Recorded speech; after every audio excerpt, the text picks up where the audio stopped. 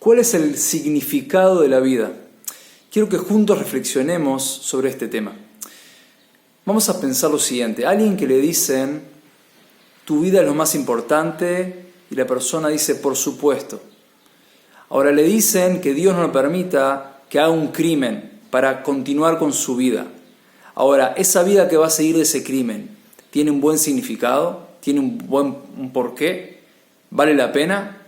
La respuesta la voy a responder con nuestras fuentes judías. Obviamente que para el judaísmo la vida es de un valor supremo, por supuesto cuando la persona intenta hacer constantemente la voluntad de Dios. Ahora, hay 3 prohibiciones, hay 3 pecados, transgresiones, crímenes, que está prohibido pasar por encima de ellos y seguir en vida. Pongamos un ejemplo que no suceda, que alguien muy cruel agarra a un judío y le dice, si cometes idolatría, sigues con vida, si no, no sigues con vida. Ese judío está prohibido hacer idolatría, tiene prohibido hacer idolatría. También si le dicen, judío, si usted comete relaciones íntimas prohibidas, sigue con vida, y si no, no va a seguir con vida, ese judío tiene prohibido cometer ese crimen. O le dicen, tome este arma, asesine a una persona y va a seguir con vida. También ese judío tiene prohibido tomar la vida de otra persona y mantenerse en vida.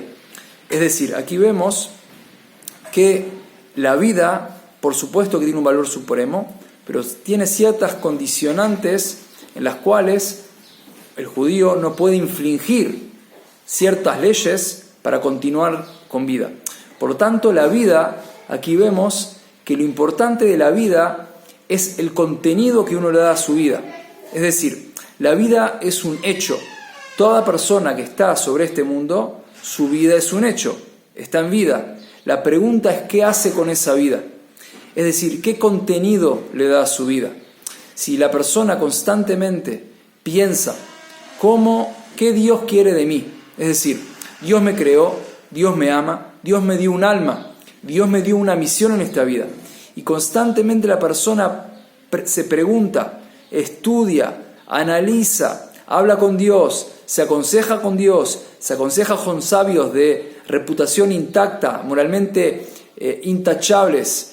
Y, por ejemplo, en el caso del judaísmo, habla con rabinos que uno conoce, que son de una ética intachable, excelentes, donde puede pedir consejo. También habla con Dios, se aconseja con Dios, ora, hace plegarias, constantemente está en un continuo buscar cómo hacer mi misión en el mundo. Su vida, por supuesto, está lleno de buen contenido.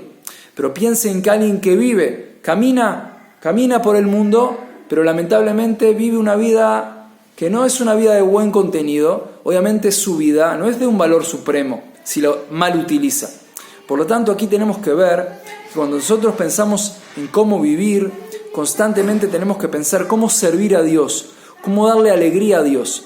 No solamente pensar a nivel personal, qué voy a recibir de aquí, incluso buenas acciones es excelente, hacer buenas acciones es excelente, pero constantemente ver a cada instante qué es lo que Dios quiere de mí.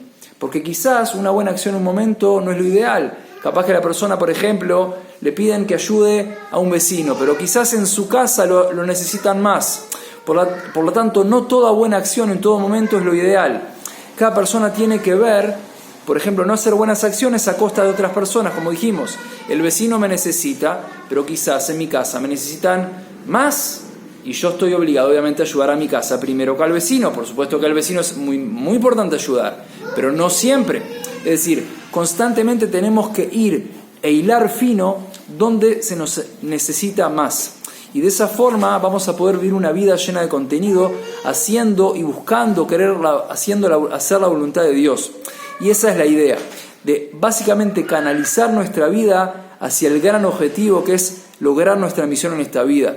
Así que bueno, cuando pensamos en qué es la vida, cuál es la significación de esta vida, tenemos que reflexionar constantemente qué fuerzas tenemos, qué regalos Dios nos dio, qué habilidades tengo, en qué cosas buenas soy, qué cosas el medio me retroalimenta como algo bueno, es decir, me dicen, tú eres muy bueno en esto. tú eres muy bueno en esto, sigue en ese camino, ser perceptible, percibir qué me dice el entorno, qué me digo yo mismo, en qué soy bueno, qué cosas tengo que mejorar. Y eso también es parte de mi misión. ¿Qué cosas tengo que mejorar? ¿Cuáles cualidades personales tengo que mejorar? Y de esa forma, si vivimos así, dándole un contenido positivo a la vida y pensando cómo alegrar a Dios, que Dios, ¿por qué nos creó? Dios nos creó para darnos mucha alegría y mucho placer, y porque nos necesita. Dios decidió en su creación necesitarnos. Dios quiere un vínculo con nosotros. Es decir, Dios decidió necesitar, que tiene que haber una humanidad que corrija este mundo. Y en el momento que nosotros corrijamos este mundo terrenal, lo vamos a transformar en el mundo más elevado de todos los mundos espirituales.